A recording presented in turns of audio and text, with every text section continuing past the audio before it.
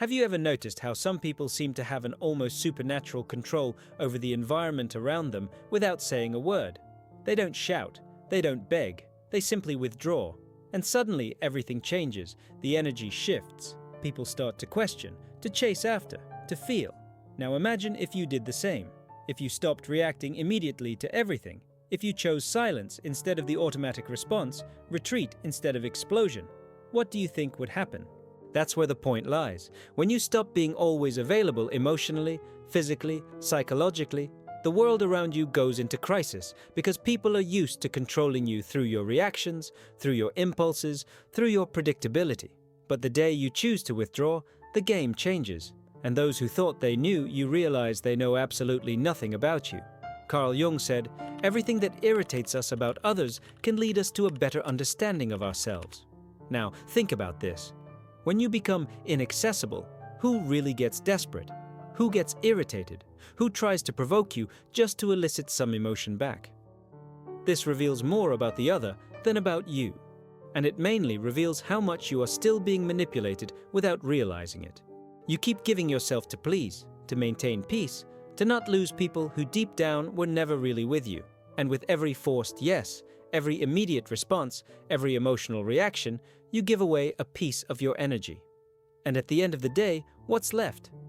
Tiredness, frustration, and emptiness you can't explain. But I'll tell you why, because you are too available for those who don't deserve even a minute of your silence. This video is not about turning your back on the world, it's about choosing yourself. It's about learning what Jung called individuation, the process of becoming whole, authentic, complete. And this process begins when you understand that silence can be stronger than 1,000 arguments. That withdrawal, when it comes from awareness and not from escape, is an act of power. So I ask you now, looking into your eyes, how long will you continue to be controlled by the emotions of others? How long will you react like a puppet every time someone pokes your wound? Maybe it's time to cut those strings, to withdraw, to become a mystery. Because when you stop being available, everything changes. You have been taught to always be present, to respond quickly, to please, to say yes, even when you wanted to say no. Since childhood, you have been conditioned to believe that your worth lies in how available you are to others. But here's a truth that perhaps no one has told you with this clarity. This excessive availability is not a virtue. It is a prison. And as long as you continue to think that you need to be accessible all the time, emotionally or otherwise, you will be manipulated, drained, and forgotten as soon as you are no longer useful. Do you know why? Because being always available makes you seem predictable. And everything that is predictable becomes a tool. People start to use you as an emotional emergency button. They press it when they want attention, relief, validation, and then put you back on the shelf. But you don't realize this because you are trapped in an illusion that being present for everyone will make someone be present for you. But it doesn't work that way. Carl Jung spoke about the persona, this mask we wear to be accepted, loved, recognized, and it is exactly this mask that keeps you overly available. You say it's okay when you are suffocating. You respond to messages immediately even when you are exhausted. You explain yourself, justify yourself, defend yourself as if you owe something to the world. But the truth is that the more you place yourself at the center of others' stage, the more you disappear from your own. Being available all the time is a subtle form of self-abandonment. It is a disguised way of seeking approval, avoiding rejection, trying to control the image others have of you. But this control comes at a price, and the price is your peace. It is your vital energy being distributed as if it were infinite, when in fact it is limited, very limited. People who want you available all the time, in fact, do not want you. They want what you provide: validation, company, distraction, emotional comfort. But when you change, when you set a boundary, when you refuse to react, those same people get irritated, accuse you, say you are weird. It's not because you changed, it's because you stopped being functional for them. And here's the cruelest point. The more available you are, the less value others give you. Because what is too abundant becomes emotional rag. No one respects what they don't have to earn. No one values what is always there. So now stop and think. Who truly deserves your time? Who deserves your attention, your presence, your listening? Or better yet, who deserves your absence? But before answering that, we need to understand one essential thing. Why do we react so much? Why do we give in so easily? What is behind this almost automatic desire to respond, justify, and please? The answer lies in what Carl Jung called psychic energy. And that is what we will talk about in the next part. Because your energy is all you have, and if you don't learn to protect it, someone will use it against you. If this content is making sense to you, click the subscribe button and subscribe to the channel. Thank you for your support. Carl Jung did not see the human psyche as an automatic machine that reacts to stimuli without consequences. For him, our mind is like an energy system, and every thought, emotion, and action consumes a part of that energy. The question is, are you choosing where your energy goes, or are you letting the world decide for you? Every time you react impulsively, you are wasting psychic energy.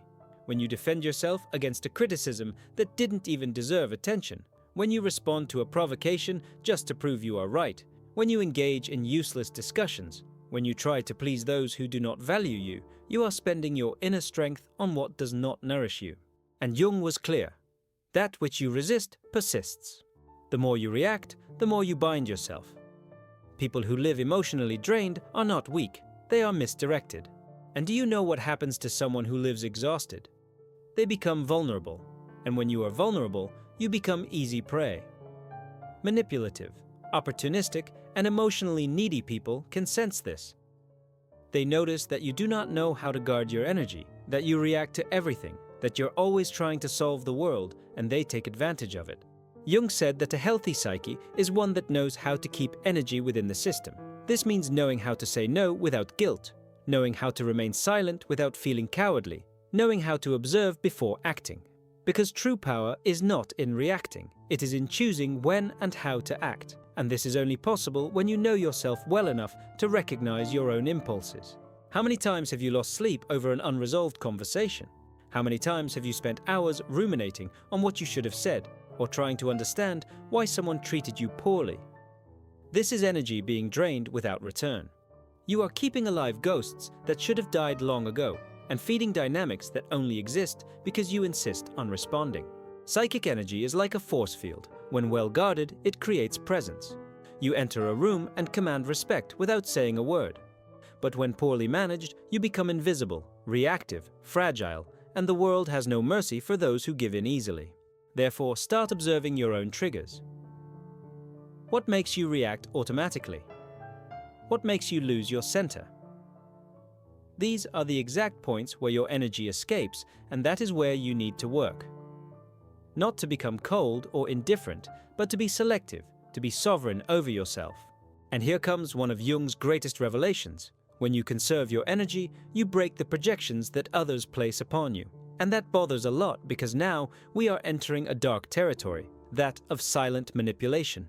In the next part, we will explore how opportunistic people feed off your energy and why your unavailability completely disarms these games. Get ready to look into the eyes of those who have always drained you without you realizing it. You think you are in control. You believe your reactions are conscious choices. But the truth is darker. Most of your emotional responses are programmed, and those who understand this manipulate you easily. Opportunistic people don't need to raise their voices, threaten, or force situations. They just trigger the buttons you've left exposed, and you react, always. Carl Jung called this projection, the psychological mechanism through which people project onto others what they cannot see in themselves. But there is another side to this phenomenon that few notice. While others project onto you, you also become the receptacle for these images, and the more emotionally available you are, the more you become a blank canvas for these projections. You know that friend who only reaches out when they are in crisis, that partner who always needs you to save the day, that person who praises you, but only as long as you are useful to them. None of this is by chance. They are not relating to you. They are relating to the idea of you, to the role you agree to play. And why do you agree? Because you are afraid of disappointing, afraid of not being loved, afraid of being abandoned. The most effective manipulation doesn't happen in shouting. It happens in the silence of guilt. When you feel that you owe something to the other, when you believe you need to be available, need to help, need to understand, even when it destroys you inside. And here is the central point. The manipulator doesn't need to control you. They just need you to keep reacting the same way. But when you stop reacting, the game breaks. When you start saying no, responding with silence, withdrawing instead of explaining yourself, the projections begin to crumble. The mask they put on you falls.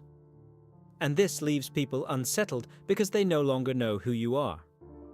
And worse, now they are forced to look at themselves, and not everyone is prepared for that. Your unavailability is a threat because it forces others to confront their own emptiness. The silence you offer reveals the internal noise they don't want to hear. And then comes the attack, the criticism, the emotional drama. Not because you are wrong, but because you stopped serving as a convenient mirror.